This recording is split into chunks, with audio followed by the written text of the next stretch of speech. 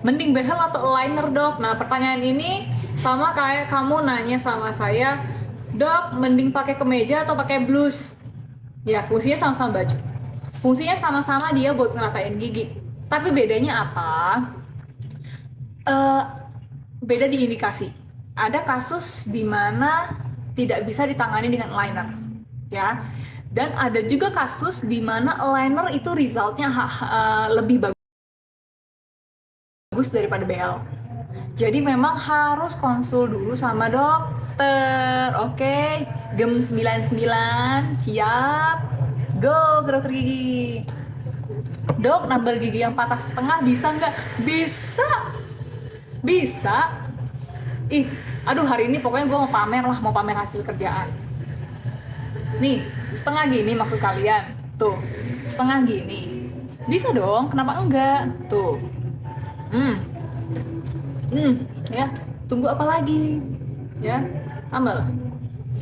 Tambal.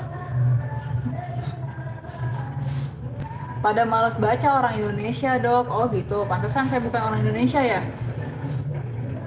Rezekinya luas, bisa buat bandara, iya. Makasih loh. Dok, gigi saya miring, syukur. Nggak gitu kak, sorry. Dokter kenal dokter Tasya nggak? Tasya yang mana dulu nih? Tasya si Gembala Sapi mas saya nggak kenal. Ya, saya tahu mungkin Tasya-Tasya yang lainnya. Coba sebutkan nih Tasya-Tasya siapa ya? Tapi kan saya nggak punya teman kak. Bandungnya mana? Ayo di mana coba? Yuk diklik di bio ya. Di bionya nggak bisa diklik, tapi bisa dicari di Google Map. Ya ampun dokter, kirain ABG. ABG kok? ABG? ABG?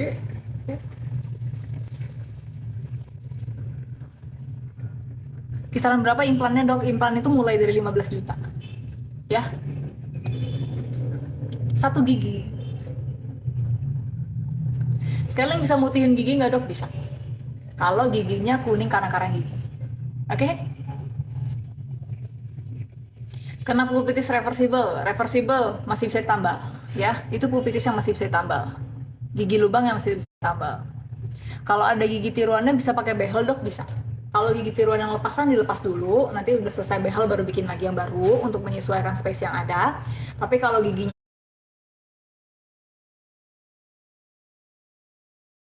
lambat, ya supaya nggak rusak gigi palsunya. Dok, kalau saya samper dari luar klinik bakal dijawab nggak? Saya tuh agak budek.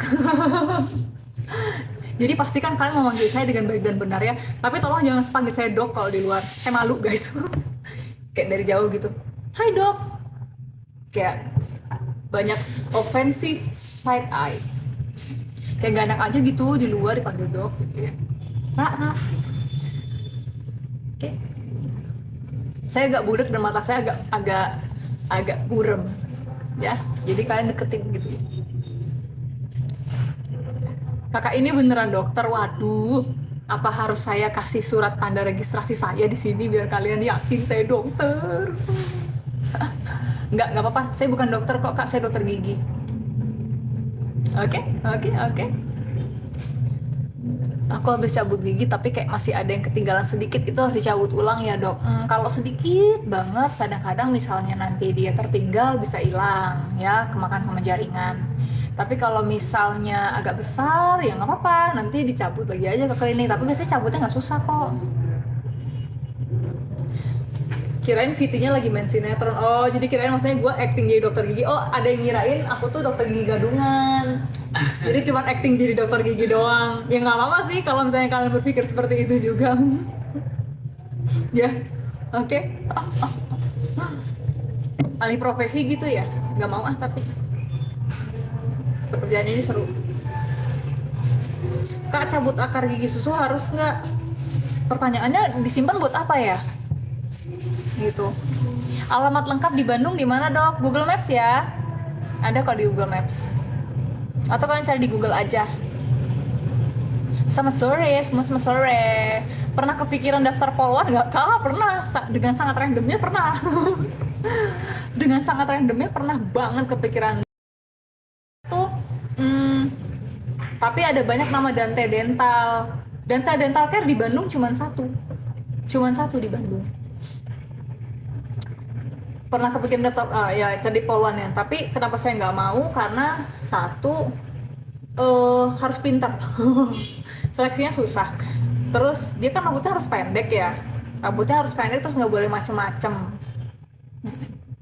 gitu, sedangkan aku nggak pede kalau rambutnya pendek. Gitu aja sih alasannya. Tapi saya pernah kerja di rumah sakit polisi. Seru ya, seru ya. Cerita-cerita yang lain aja gitu. Jawabin pertanyaan bosen loh. Jangan. Dok, kalau pakai behel di klinik dokter gigi apa sama bagusnya dengan dokter di rumah sakit? Oh, klinik sama. Jadi gini, dokter itu, jadi rumah sakit, klinik, puskesmas itu sama-sama fasilitas kesehatan, ya. Bedanya kalau rumah sakit itu kan dia lebih banyak dokternya, ada rawat inapnya, ada IGD-nya, jadi ada sistemnya gitu ya.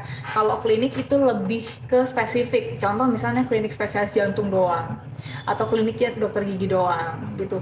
Biasanya dokter yang di rumah sakit itu kalau sore udah selesai praktek gitu ya, udah selesai shiftnya, ya sorenya mereka nongkrong di klinik gitu. Jadi sama aja, mau pasang di rumah sakit, mau pasang di klinik sama aja. Aku nggak tahu ya, beda-beda rumah sakit, beda-beda sistem.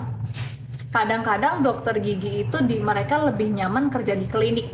Kenapa? Karena di klinik itu bisa by appointment. Sedangkan kalau di rumah sakit itu dengan nomor antrian, sehingga mereka sangat terburu-buru untuk menangani satu pasien dengan yang lainnya. Makanya kayak misalnya kawat gigi, gigi palsu, itu sebenarnya lebih nyaman dikerjakan klinik gitu ya. Dokter rencana ngambil spesialis apa? Nah ini juga kalau menurut kalian saya cocoknya ambil spesialis apa? Aku ada rencana ngambil spesialis. Ada yang bisa tebak nggak aku ambil spesialis apa? Pengennya ambil spesialis apa? Kalau kalian melihat aku kayak gini, cocoknya masuk spesialis apa? Wah bener dok, sebuah jawabannya sama dari dokter gigiku di RS ku kerja. Nah, jadi tadi pagi tuh aku sempat baca sebuah VT yang bener-bener kayak, wah dia menyuarakan hati dokter banget gitu ya. Kemarin ini kan sempat heboh yang orang-orang lebih pilih berobat ke luar negeri ketimbang berobat di negeri sendiri gitu ya. Nah, aku nggak nyalahin siapa-siapa gitu ya, nggak nyalahin sistem, nggak nyalahin pasien, nggak nyalahin dokternya juga. Tapi sekarang kita lihat kondisinya dulu. Kalau kalian main ke rumah sakit, contoh kalian tiba-tiba gitu ya sakit tulang belakang dan harus periksa ke dokter yang kalian nggak pernah gitu, dokter tulang gitu ya. Nah, kalian datang ke sana aja misalnya udah dapat antrian nomor 40 gitu ya. Nah, si dokter itu kadang-kadang, dokter di rumah sakit itu kadang-kadang dia satu shift selama 4-5 jam itu bisa menangani sekitar 100 pasien. Ada yang dokter sampai 100 pasien per hari itu ada, satu shift kerja. Misalnya dia shift kerjanya 6 jam gitu ya, 8, 9, 10, 11, 12 sampai jam 1 gitu ya, 6 jam. Dibagi 100 pasien, tuh kalian bayangin, dia ketemu sama satu pasien cuma berapa menit gitu ya. Berarti apa?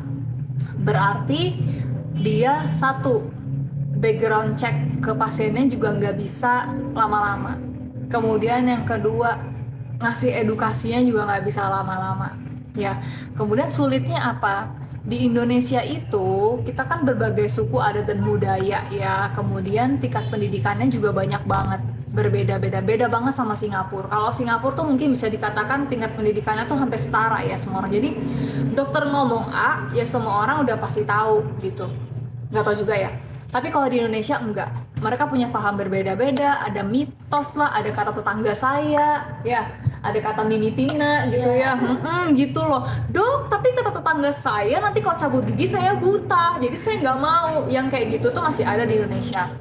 Sehingga untuk mengedukasi satu pasien dengan pasien yang lainnya itu membutuhkan waktu yang berbeda. Kalian pikir cukup gak kira-kira 6 jam kerja, 100 pasien dengan latar belakang berbeda-beda dan tingkat edukasi yang berbeda-beda, pasien itu mendapatkan pelayanan yang sama dengan di Singapura contohnya, gitu. Ya, orang Indonesia kalau dia berobat ke Singapura, sudah pasti dia punya apa?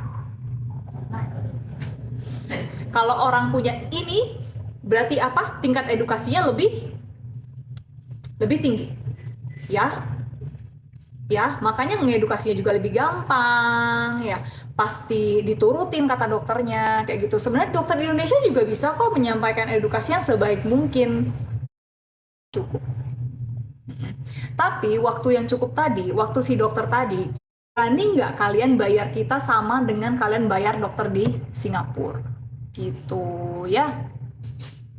Kalau menurut aku sih gencar edukasi media sosial paling efektif. Nah, tonton aja dulu. Ini kita lagi coba. Sebenarnya udah dari dulu banget ya, semua klinik, semua rumah sakit itu melakukan edukasi sosial. Banyak yang buka Instagram live, banyak yang buka YouTube live, banyak yang bikin konten YouTube apa segala macam. Tapi emangnya ditonton? Emangnya kalian ada nggak kalian di sini orang Bandung yang ngefollow Instagramnya RSHS misalnya? Ya, RSHS Rumah Sakit Rujukan Provinsi Jawa Barat. Ada yang follow nggak? Nah, ya. Terus ada nggak yang di sini follow